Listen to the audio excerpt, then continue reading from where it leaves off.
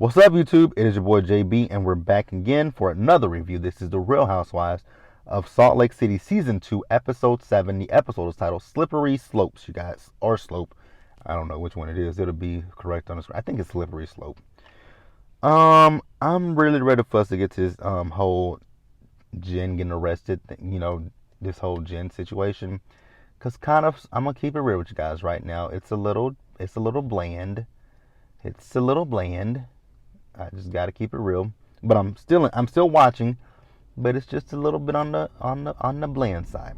So before we get into the review, if you guys are watching this video or any other video on the channel and are not yet subscribed to the channel, then I'm gonna need you guys to do me a big, huge favor and subscribe to the channel. Hit the notification bell button so you guys are notified of when I drop anything else. Share the video, and with that out the way, without further ado, let's discuss the Real Housewives of Salt Lake City. All right, you guys. So.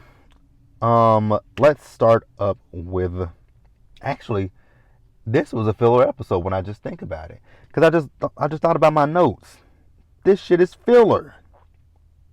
Oh, God, this is going to be short. This is filler.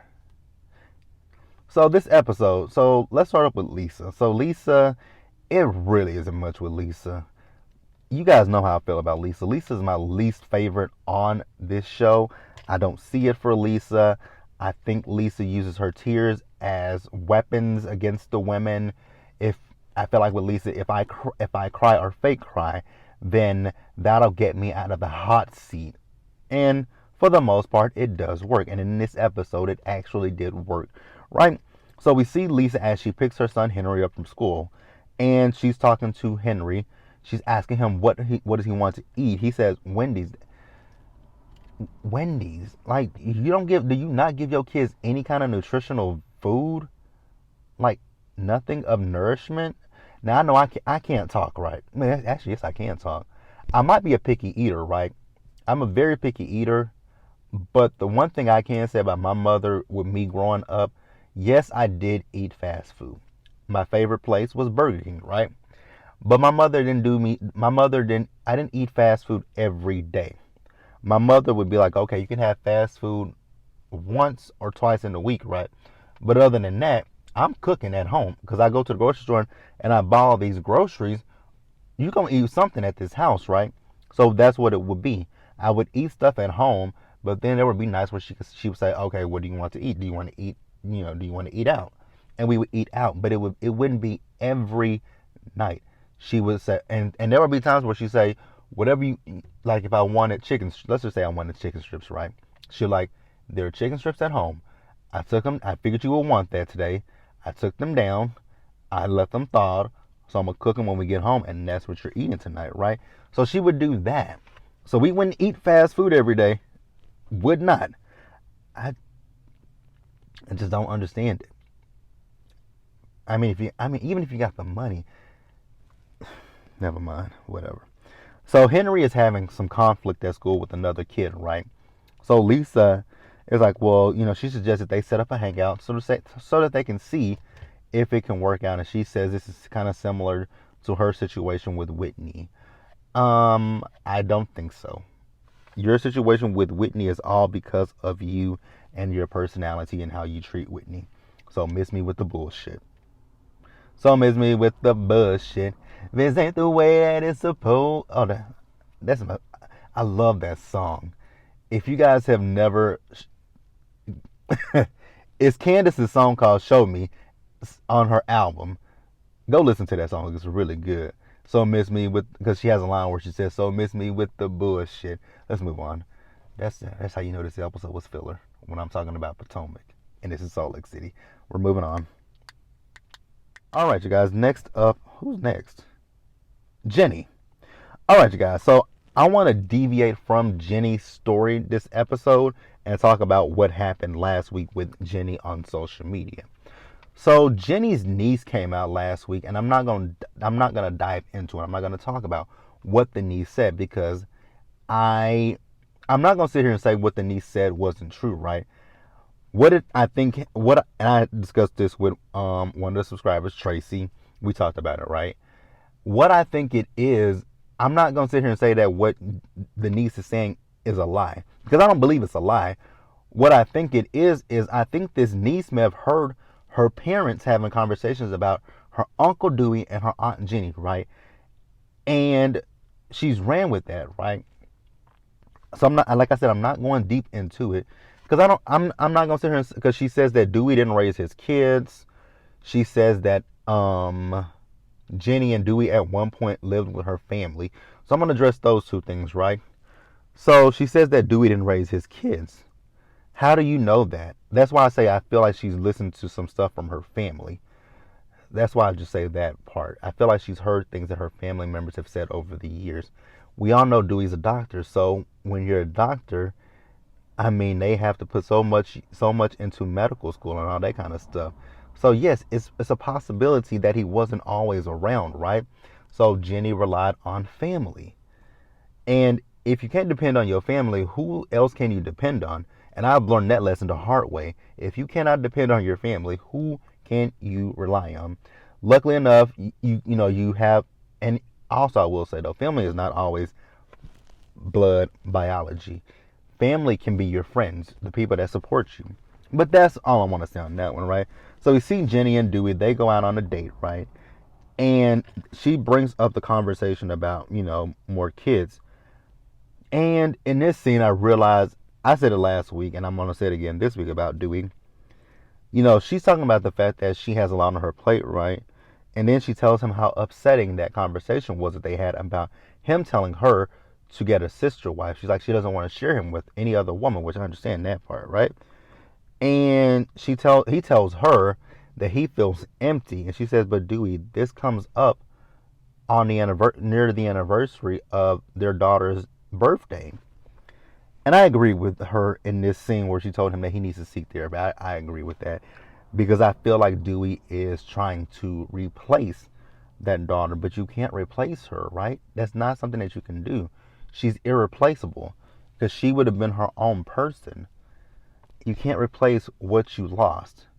So I just think that Dewey needs to find a way to better cope with that. So let's move on. I'm gonna have to turn this on the air because it's hot as hell in this car. All right, you guys. Next up, let's talk about Meredith. Now, with Meredith, I don't know how I'm gonna stretch this shit out because it just ain't possible. Because there literally was nothing with Meredith in this episode.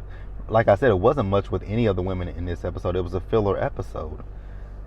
This was literally filler. So Meredith and Seth, they're having dinner with each other. I don't really know what they were discussing at first. I know they were talking about a house, right? Because he was talking about Mother Nature's cleavage. I was like, huh? He was talking about the view. I'm like, oh, okay. I'm like, huh? Mother Nature. I guess I should have thought about it when he said it. I was half asleep when I watched this episode. So he said he was talking about Mother Nature's cleavage. I was like, okay, Seth. I guess. So, yeah, I'm really trying to stretch this out if you guys can't figure that out. So Meredith is talking about their relationship with each other, and Meredith is talking about the fact that, she feels basically, I guess, overwhelmed with the kids, and she wishes, because I guess the kids come to her for everything, and she wishes that Seth would take on a little bit. I'm like, girl, them kids are grown as hell. Your kids are grown, so what are you having to take on with your children? They're adults. Hell, even when I still went to my mom for certain things, but more times than not, I tried to do things on my own before I went to my mother. Like that was my thing. If I can't figure it, I'm like, try to figure it out on your own before going to mama. Because she raised me to be a free thinker and independent.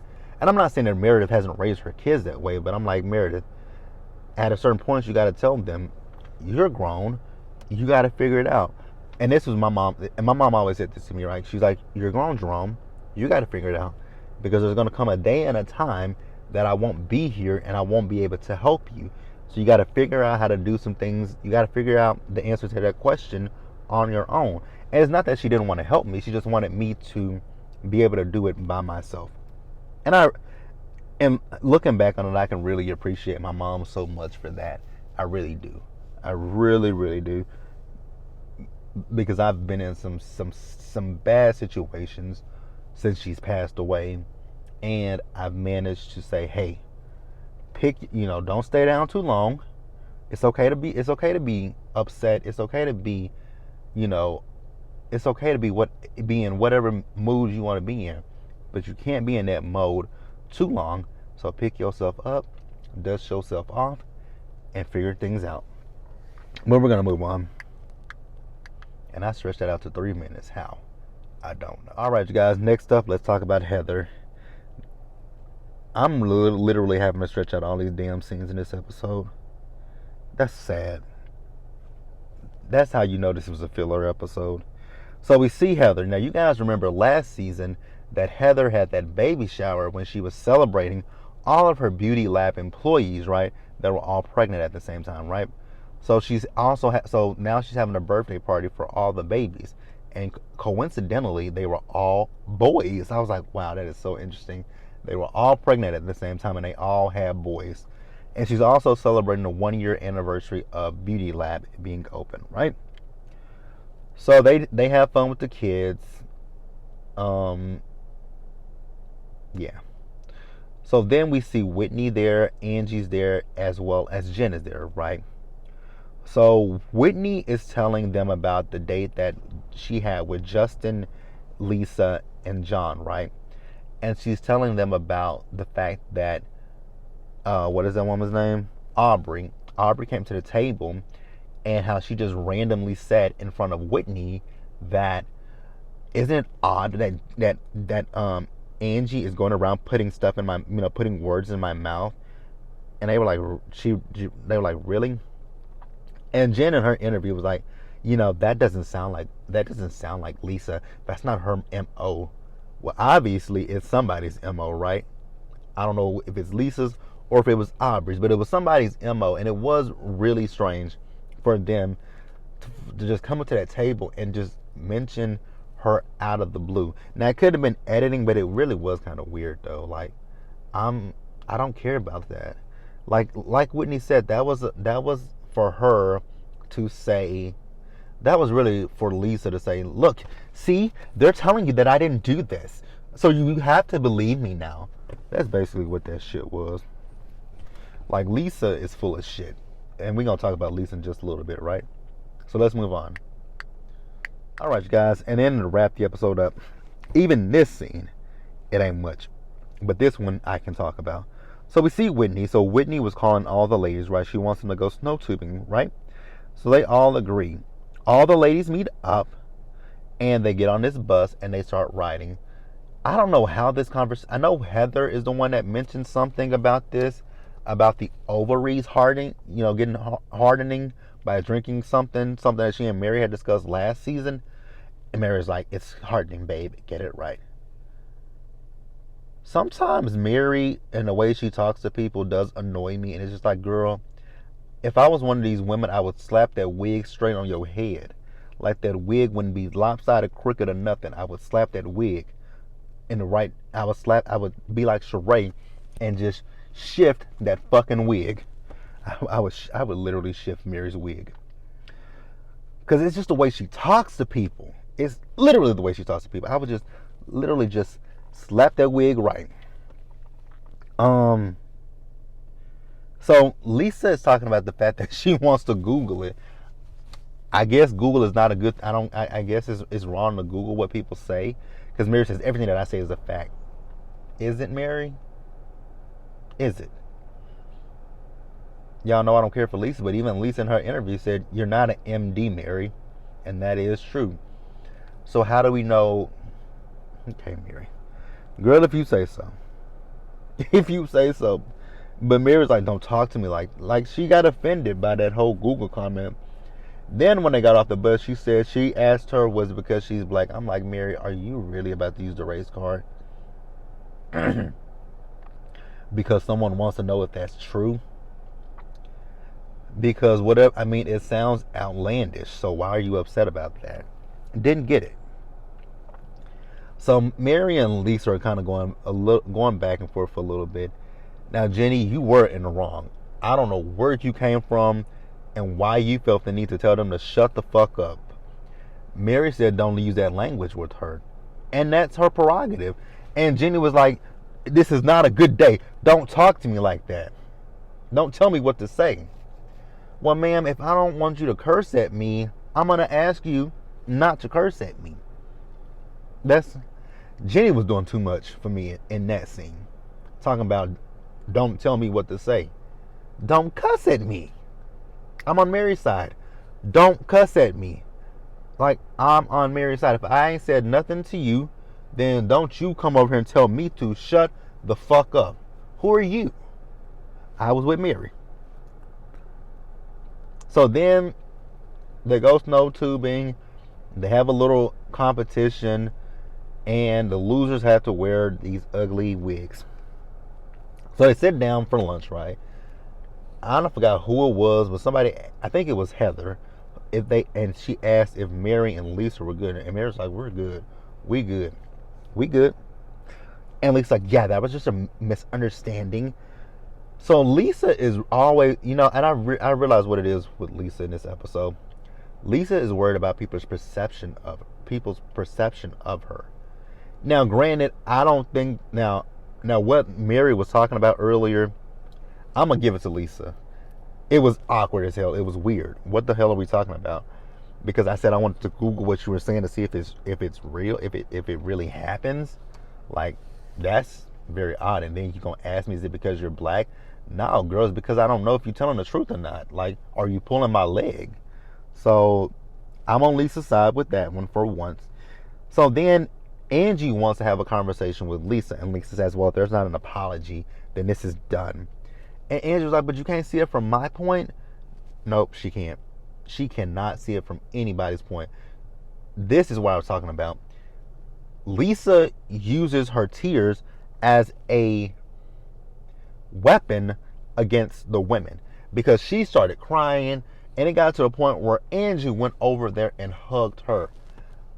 But it was how Angie felt in the first place. But Lisa has managed to flip it on to herself. I'm like, ain't that the her white privilege against white privilege? I was like, what the fuck is this? This is the Twilight Zone. I don't know how I made this video lengthy, because I know it's probably lengthy. I don't know how. This was a filler episode, but let me know what you guys thought about it. I think next week is going to start the trip. I think next week going to start the trip. I know next week we're going to see that church member of Mary's. So that's it, you guys. Like the video, leave your comments in the comment section below, and subscribe to the channel, and hit the notification bell button so you guys are notified when I drop anything else. Share the video, and until the next one, stay safe out there. Take care of yourselves. Remember to wash your hands, wear a mask, socially distance, be blessed, and I'm going to catch you guys in the next one, you guys. All right, so that's it. I hope you have a good day. Bye, guys.